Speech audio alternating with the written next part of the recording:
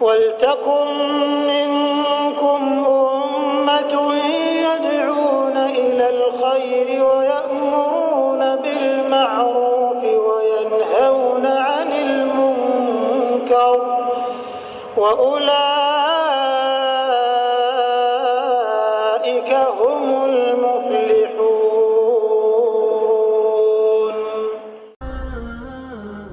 Saya pernah mengadakan pelatihan teman-teman sekalian di masjid yang besar.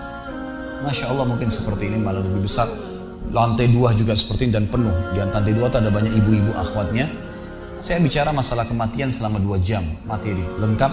Kemudian setelah itu sebelumnya saya bilang sama panitia tolong supaya lebih hidup suasananya, siapkan kebutuhan jenazah.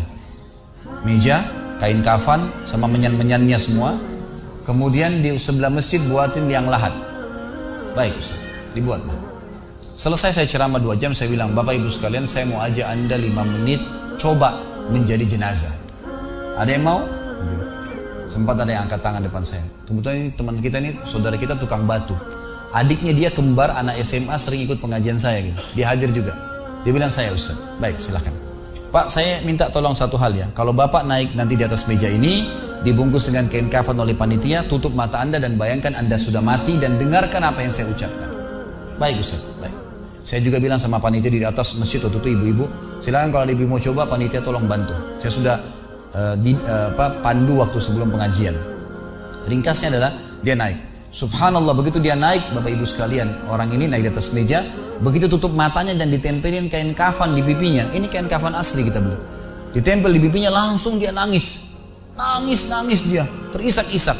Lalu kemudian panitia taruh tangannya di dadanya, harus dibungkus gitu kan. Lalu saya bilang, Pak, coba renungin sekarang Anda sudah mati dan hiruk-pikuk di masjid ini ada orang nangis. Kebetulan adiknya dia yang kembar ini, murid saya, duduk di sebelah kiri kanannya dan membayangkan benar kakaknya meninggal. Mereka betul-betul menangis gitu. Ada jemaah-jemaah juga yang lain pada nangis. Saya bilang, hiruk-pikuk masjid ini yang sedang menangis, ada yang sedang ngobrol, ini anggap di rumah Anda pada saat Anda meninggal dunia. Dan Anda tidak bisa protes. Gak bisa bilang saya tidak mau, jangan ribut, gak bisa lagi. Udah. Panitia pun menaruh tangan kanan di atas tangan kiri, kita gak bisa protes taruh di dada. Dibungkus dengan kain kafan pun gak bisa. Baik, Pak, bayangkan semua peluang amal saleh yang semestinya Anda bisa kerjakan, sholat malam, sedekah bakti dengan orang tua, baca Quran, sholat berjamaah, yang Anda sia-siakan dan Anda menyesal kenapa tidak kerjakan sekarang. Dan bayangkan semua peluang dosa yang Anda tidak sia-siakan. Kesempatan zina, berzina, kesempatan dusta-dusta, kesempatan riba-riba, semua dikerjakan. Dan Anda tidak sempat taubat dan Allah akan hukum Anda sekarang.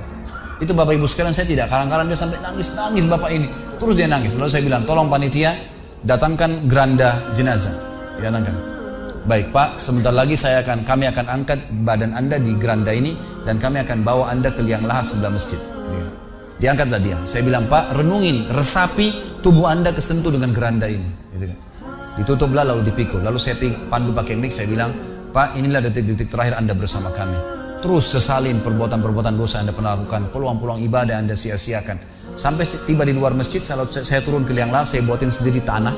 Kemudian saya buatin gubernur, lalu diturunkan dia. Setelah diturunkan, saya suruh tutup matanya, kemudian ditutup dengan kain. Saya keluar, lalu saya pakai mic, saya bilang, Pak, buka matanya. Inilah rumah Anda sekarang. Walaupun rumah Anda 1000 kali 1000 meter di dunia, kembali ke 1 kali 2 meter. Ini tempat Anda sekarang. Dan sebentar lagi malaikat akan datang menanyakan kepada Anda pertanyaan-pertanyaan yang Anda sudah tahu. Selesai. Berapa mungkin sekitar hitungan detik. Ini semua proses kurang dari 5 menit teman-teman sekalian. Lalu saya bilang, buka. Dibuka kain tersebut. Lalu saya bilang, teman panitia bantu Bapak ini keluar dia. Waktu dia keluar dari kuburan yang lahat itu teman-teman, sempoyongan. Kayak orang yang sudah pusing gitu, keluar. Kemudian saya bawa ke masjid. Saya pegang tangannya masuk ke masjid, duduk. Lalu saya kasih mic, Pak, tolong ceritakan pengalamannya kepada jemaah jadi jenazah 5 menit. Itu dia pegang mic, gemetaran. Ustaz, saya tobat, saya durhaka sama orang tua, saya nggak sholat, saya begini. Ini dia lupain, ada ribuan jemaah depannya nih. Dia nangis-nangis, sebutin semua kesalahannya. Semua pada banyak ikut nangis. Dia kayak orang ketakutan betul, gitu kan? Baik, selesai. Saya panggil siapa lagi yang mau coba? 2, 3, 4 orang. Rata-rata semua begitu keadaannya, gitu kan? Alhamdulillah mereka sadar seketika pada saat itu. Lalu kemudian saya bilang penutupan. Ada bahkan ibu-ibu yang coba di atas pingsan, ibu itu. Kita bukan nakut-nakutin, tapi memang saya praktekin. Lalu saya bilang begini, Bapak Ibu sekalian, sebagai penutup acara saya bilang pada saat itu, bahwasanya ini hanya praktek jadi jenazah. Tapi ini ya, akan datang satu waktu Anda dibungkus kain kafan tidak bisa kembali lagi. Sekarang masih bisa kembali beramal soleh. Dan ini pernah diperingatkan oleh Hasan Basri rahimahullah. Beliau pernah ngantar jenazah diikuti oleh seseorang. Lalu Hasan Basri tanya, wahai fulan, kalau seandainya jenazah ini tiba-tiba hidup sekarang, apa yang dia kerjakan? Kata orang ini, tentu dia akan sholat, dia akan puasa, dia akan ngaji, dia akan kerjakan ibadah-ibadah. Kata Hasan Basri, kenapa? Dia bilang karena dia sudah mati, dia tahu nilainya ibadah itu. Kata Hasan Basri, yang kau ucapkan benar, tapi yang di depan matamu ini tidak bisa hidup lagi. Kamu sekarang masih hidup, kerjakan seperti dia kalau dia hidup. Jangan tunggu itu, gitu kan?